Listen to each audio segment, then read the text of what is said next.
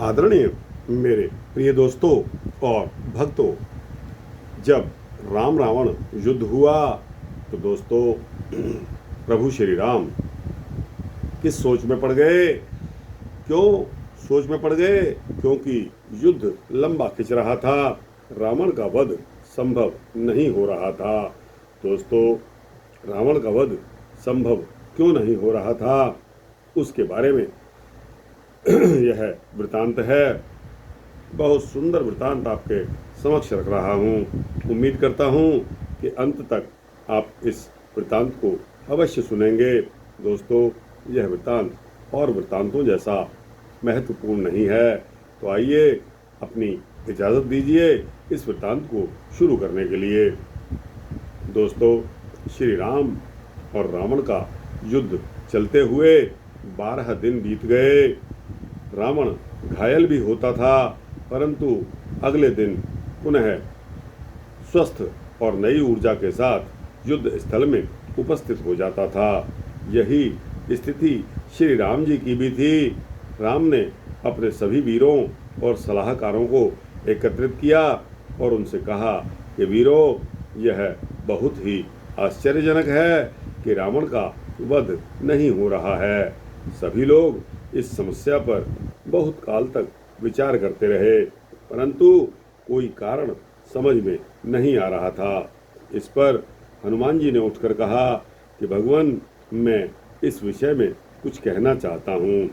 राम की आज्ञा पाकर हनुमान जी बोले कि प्रभु, जब आपने युद्ध से पहले समुद्र के किनारे यज्ञ किया था, तब महाराज शिव ने आश्वासन दिया था कि किसी भी संकट में अथवा समस्या के समय वे हमारी सहायता करेंगे।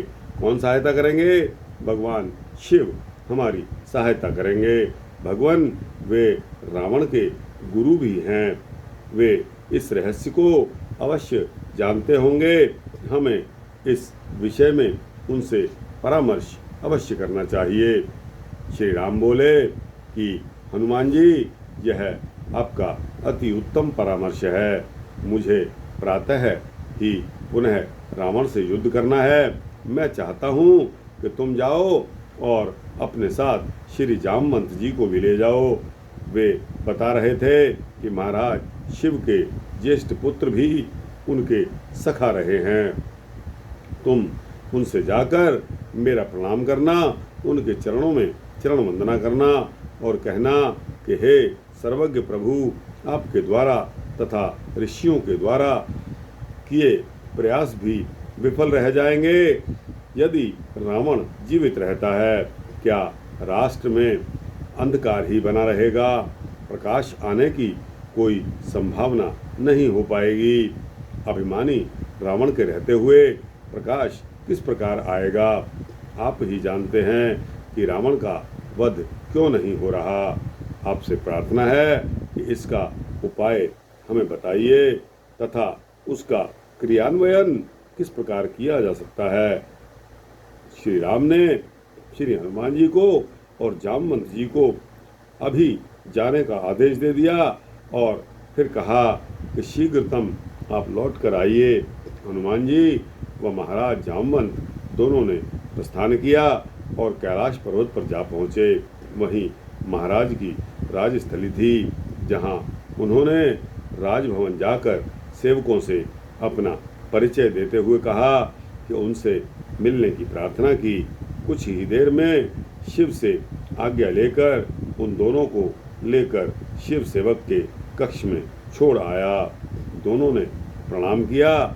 शिव जी ने स्वागत कर आसन दिया। अतिथि सेवा के पश्चात उनको पूछा कि हे वीरों, कहो आपका आगमन किस उद्देश्य से हुआ है? जामवंत ने राम द्वारा कहे गए वचन ज्यों के त्यों दोहरा दिए। शिव जी बहुत प्रियतम कहकर मौन हो गए। इस पर जामवंत पुनः बोले, सर्वज्ञ प्रभु, मेरी जिज्ञासा है कि क्या आप रावण को जीवित रखना चाहते हैं? शिव जी बोले कि वीर, नहीं, हमारा ऐसा कोई विचार नहीं है। यदि मेरा विचार रावण की सहायता करना होता तो उसकी सहायता अर्थ अभी तक मैं युद्ध में पहुंच गया होता। उसका सारा कुटुंब समाप्त हो चुका है, यह भी मैं जानता हूँ। मुझे उसकी कुटुंब परंपरा से कोई स्नेह नहीं है। वस्तुतः मैं इसलिए उनकी सहायता नहीं कर रहा हूँ क्योंकि जो राजा राज्य के मूल उद्देश्य से दूर चला जाता है, जिसका उद्देश्य विनाशक स्वरूप धारण कर लेता है, तब बुद्धिमान विचारक व राष्ट्र का हित चाहने वाले उसकी सहायता नहीं करते। यह बात मैं श्री राम से ऋषि सभा में व अनेक महर्षियों से चर्चा में कह चुका हूँ। मैं राम की सहायता करूँगा, यह वचन ऋषियों को भी मैंने दिया है तथा राम को भी। मैं रावण का समाप्त होना ही अंतिम उपाय भी स्वीकार करता हूँ। उसने व उसके अधिकांश कुटुंब ने चरित्र की रक्षा न करते हुए अपनी शक्ति का दुरुपयोग किया है। मैं तुम्हारे साथ ही श्री राम के पास चलता हूँ। शिव तैयार होकर उन दोनों के साथ यानों में बैठकर श्री राम के पास चल दिए। युद्ध का एक और दिवस अब समाप्त हो चुका था। शिव जी राम जी के पास पहुंच गए, जहां विचार विमर्श से पूर्व ही चल रहा था। गोपनीय गोष्ठी चल रही थी। महाराज शिव भी उसमें सम्मिलित हो गए। विचार विनिमय के मध्य उठकर राम ने शिव की चरण वंदना की। सबके पुनः बैठ जाने पर उनका आदर सत्कार किया गया। तत्पश्चात श्री राम ने शिव से विनयपूर्वक कहा कि हे भगवान, जिस उद्देश्य से मैंने आपके पास श्री हनुमान जी, श्री जामवंत जी को भेजा था, मुझे उसी का समाधान आपके द्वारा चाहिए। मुझे आप बताएं कि मैं क्या करूं। शिव जी ने कहा कि हे राम, तुम कितने काल भी रावण से युद्ध करो, वह विजयी नहीं हो सकेगा।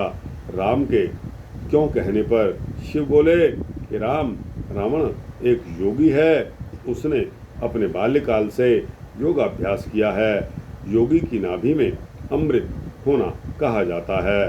दूसरे, जब यह हमारे संपर्क में आया तब हमारे द्वारा उसे एक यंत्र दे दिया गया। वह यंत्र उसने महारानी मंदोदरी को समर्पित कर दिया था।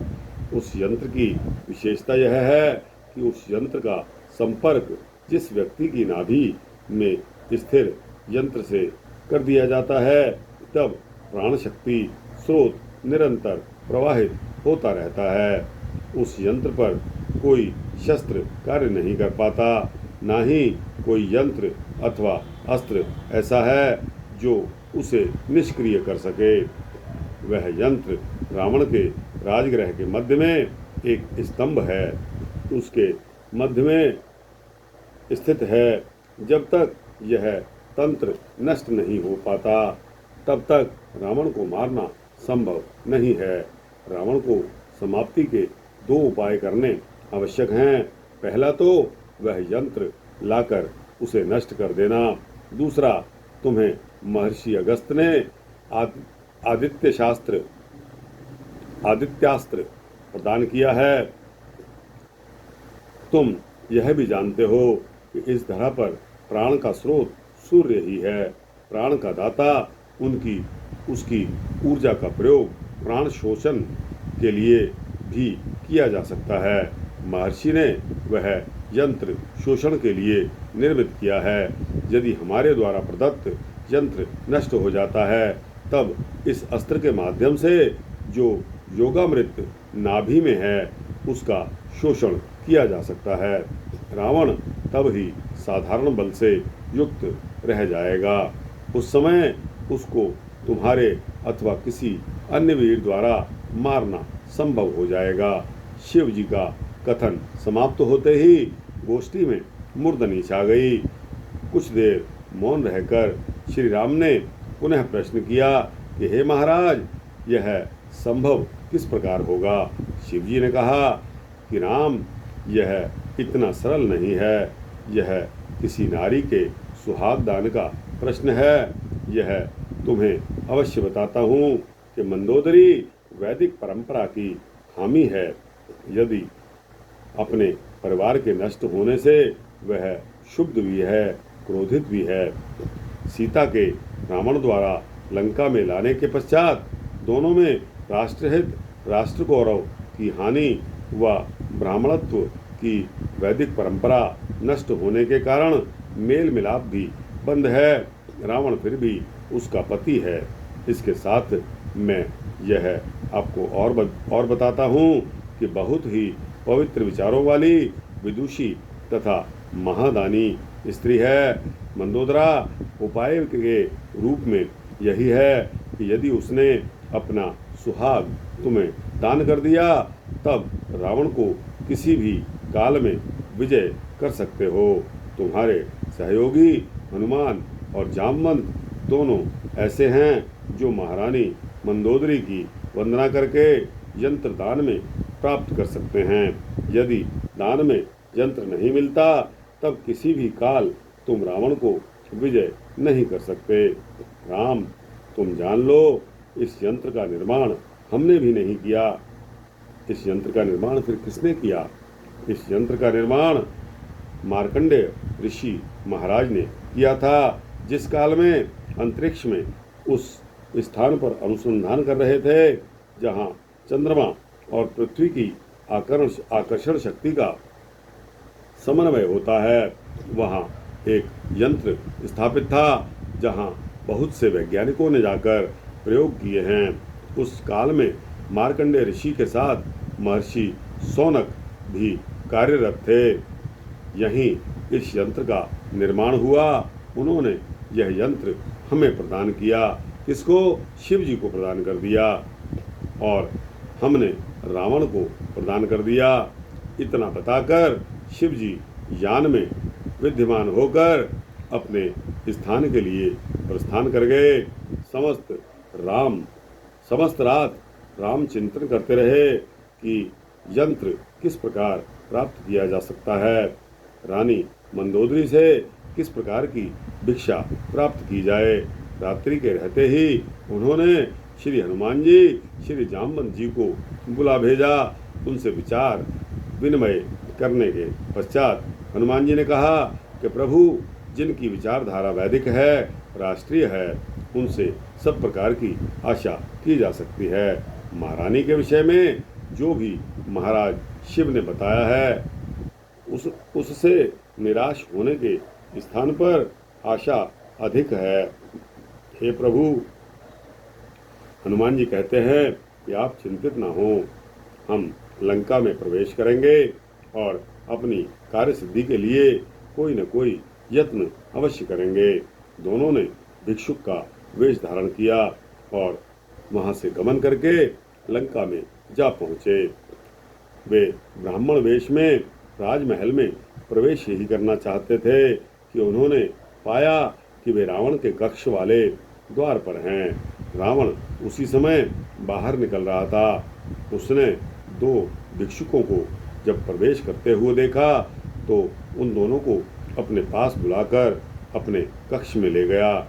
वहाँ बैठकर वे वार्ता करने लगे। रावण ने पूछा, आज प्रातः ही ब्राह्मण भिक्षुकों के दर्शन करना मेरे लिए शुभ संकेत है कि मैं आज युद्ध में विजयी हो जाऊंगा। दूसरे ही पल उसके चेहरे पर विषाद आ गया। बोला कि मैं कभी भी यह भी विचार करता हूँ कि मेरा कुटुंब तो समाप्त हो गया है। अब मैं राम को नष्ट भी कर दूँ तो भला क्या होने वाला है? इतने बड़े राज्य का क्या होगा? हनुमान जी ने कहा कि राजन, आप व्यर्थ ही चिंतित हो रहे हैं। आप और श्री राम एक ही राशि वाले व्यक्ति हैं। आप राम को समर्पण कर दें। रावण ने तुरंत कहा, ऐसा नहीं हो सकता, मैं उनसे संधि नहीं करूंगा। कुछ काल वार्ता करने के पश्चात उन्होंने कहा कि आप महल में जाकर भिक्षा प्राप्त करें। उन्होंने अपने सुरक्षा सैनिकों को तदनुसार निर्देश दे दिए। वे दोनों घूमते हुए महारानी मंदोदरी के द्वार पर जा पहुँचे। उन्होंने उन ब्राह्मण रूपधारियों से कहा, आइए भगवान विराजिए। इसके बाद पूछा कि आप दूर से चलकर आ रहे हैं, ऐसा प्रतीत होता है, क्या आप विश्राम करेंगे? तब जामवंत ने कहा कि हम व्रती ब्राह्मण हैं, आपका कुछ भी पान नहीं करेंगे। तब महारानी मंदोदरी ने पूछा कि महाराज ऐसा क्यों? इस पर उन्होंने कहा कि हम कुछ दान प्राप्त करने के लिए आए हैं, अगर हमें दान प्राप्त होगा तभी हम आपके यहाँ अन्न इत्यादि का पान करेंगे। तब रानी ने कहा कि हे प्रभु, मेरे पास दान देने को है ही क्या? मेरी सर्वत्र लंका विनाश के मार्ग पर जा रही है। हे प्रभु, आप अन्न पान करो। हमारे यहाँ ऐसी मान्यता है कि जिस गृह में बुद्धिमान ब्रह्म का चिंतन करने वाले आ जाते हैं तथा उनके आने पर यदि उनका स्वागत नहीं किया जाता, तब उस ग्रह में पाप का वास हो जाता है। वे अपने साथ उस ग्रह के पुण्य ले जाते हैं। हे प्रभु, यदि पाप रह गए और मेरे पुण्य आपके साथ चले गए, तब मैं दीनहीन रह जाऊंगी। इसके प्रत्युत्तर में वे बोले, देवी, हम तब तक अन्नपान नहीं करेंगे जब तक हमारी इच्छा पूर्ण नहीं होगी। तब रानी मंदोदरी ने कहा, प्रभु, तुम अपनी इच्छा का उच्चारण तो करिए। हम गृहस्थ आश्रम में हैं। जब हम ब्राह्मण से उसकी इच्छा पूछते हैं तब प्रतिज्ञाबद्ध हो जाते हैं। गृहस्थी वही होता है जो द्वार पर आए का स्वागत करता है। मैं आपका स्वागत करती हूँ तथा तुम्हारी इच्छा का दान देने हेतु वचनबद्ध हूँ। इस पर महारानी ने प्रश्न किया कि क्या तुम वास्तव में ब्राह्मण हो? संक्षिप्त उत्तर मिला कि हाँ। रानी ने पूछा कि आप क्या चाहते हो? उन्होंने कहा कि यदि आप अपने वचन से न डिगो तब हम अपनी इच्छा आपको बताएं। महारानी मंदोदरी ने कहा कि राजलक्ष्मियाँ अपने वचन से कभी डिगा नहीं करती, यही उनका आभूषण होता है, यही मान्यता है, राष्ट्र की मर्यादा है तथा यही धर्म है। यदि वचन देकर उससे दूर हो गए तो राष्ट्र की मर्यादा समाप्त हो जाएगी। मैं अपने कथन से दूर नहीं होंगी। ब्राह्मणों, तुम उच्चारण तो करो। तुमने एक स्वर में कहा, दोनों ने एक स्वर में कहा कि हे माते, हे दिव्या, तुम्हारे इस सामने वाले स्तंभ में जो यंत्र विद्यमान है, हम वह यंत्र चाहते हैं, अन्यथा हम भोज नहीं करते। महारानी मंदोदरी वेद की मर्मज्ञ थी, विचारों वाली व विवेकशील थी। वह अपने में विचार करने लगी कि यह तो मेरा सुहाग है। उन्होंने कहा कि हे ब्रह्मवेताओं, यह निर्णय तुम्हें किसने कराया कि यहाँ कोई यंत्र स्थिर है? इसका ज्ञान तो मुझे और मेरे स्वामी के अतिरिक्त किसी को भी नहीं है।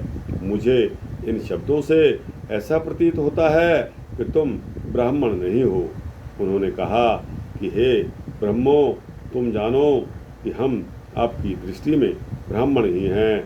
इस यंत्र के विषय में जो आपने पूछा है तो इसका निर्णय हमें महाराज शिव ने कराया है।